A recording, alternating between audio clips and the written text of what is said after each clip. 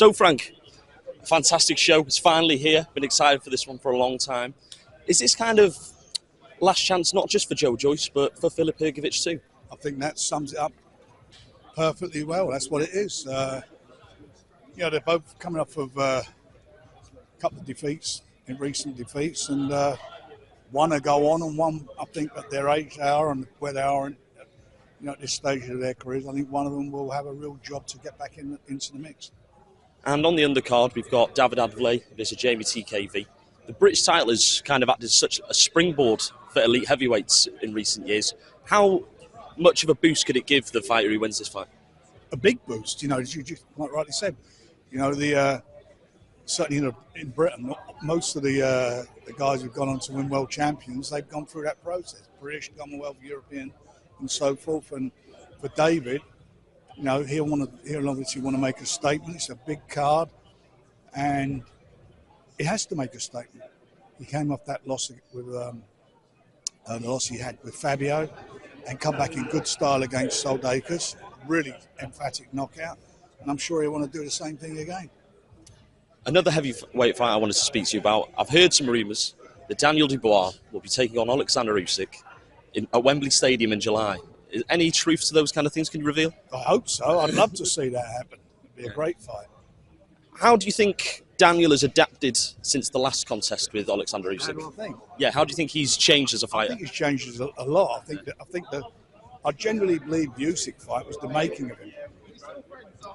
He was doing okay in that fight. The controversy over the low blow, the big gap in between. After that fight, he had. We sat down, we had a lot of talks, and I think he's shown everybody what he's all about. Three excellent wins against two undefeated fighters, and then beat the two-time world champion in emphatic style. When he was in the ring with AJ, it was. He's on a high at the moment. He's only a young man. He's 27, and the confidence is brimming. So if you are going to fight Usyk, for me, this is the time for him to do it. In terms of that fight potentially happening, where does that leave Derek Chisora? Because obviously he's now mandatory for Dubois. He's mandatory for Dubois, but the next mandatory due for the fourth. Well, it's not complicated. It's very simple. Yeah. You're right in saying that, but that mandatory isn't due right now. Yeah. Usyk held 3 belts. The next one due is the WBO, which is Joe Parker. The BO have called for that, and the only options he has, he's got 3 options.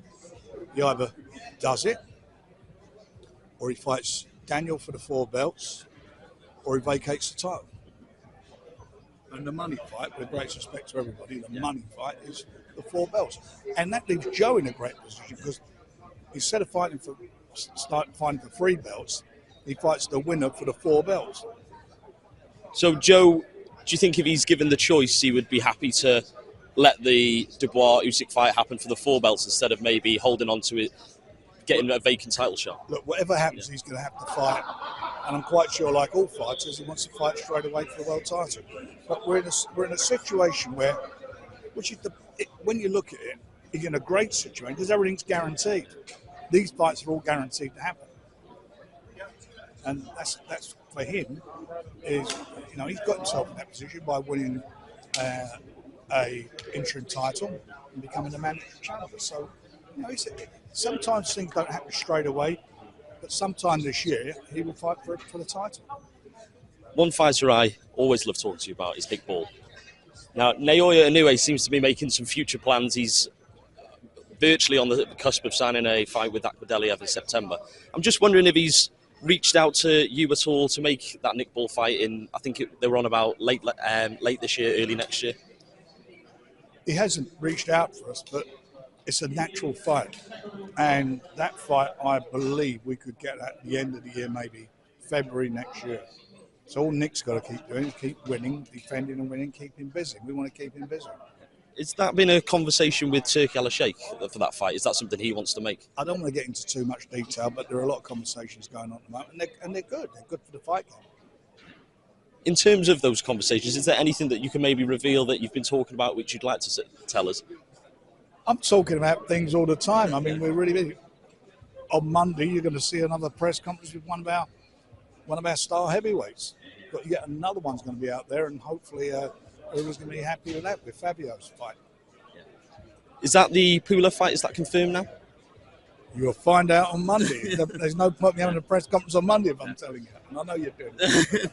One thing I want to finish on, and I'm sure you're sick of talking about it, is the union with Dana White and Turki Alalshikh.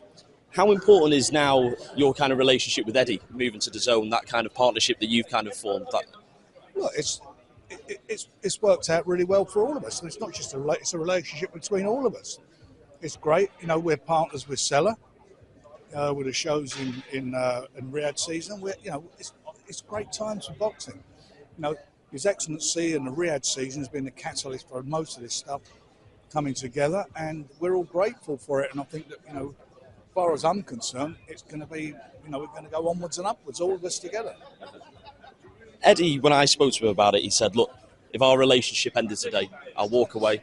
I'm a happy man. I've had some great times for my fighters. We've had some great nights. Would that be the same for you, really? Yeah, but I don't want to walk away. I'm 73 young, 73 years old young. So, anyway, but I'm, you know, I'm enjoying it, and I love the game, and I love what's going on. I love the great fights that are happening, and it will continue. It will continue. You know, DAZN has been a revelation. You know, early days I was a critic. Well, not a critic. I was just asked a question, I answered it. But it's evolved, and they've got some good people there who've been there from the beginning. They've strengthened their team, bringing some people that I've worked with in the past who are now in senior positions. It's brilliant. It's brilliant, and I'll keep saying the same old message for boxing fans: one subscription, you got the lot. Frank Warren, I really appreciate your time. Pleasure. Thank you so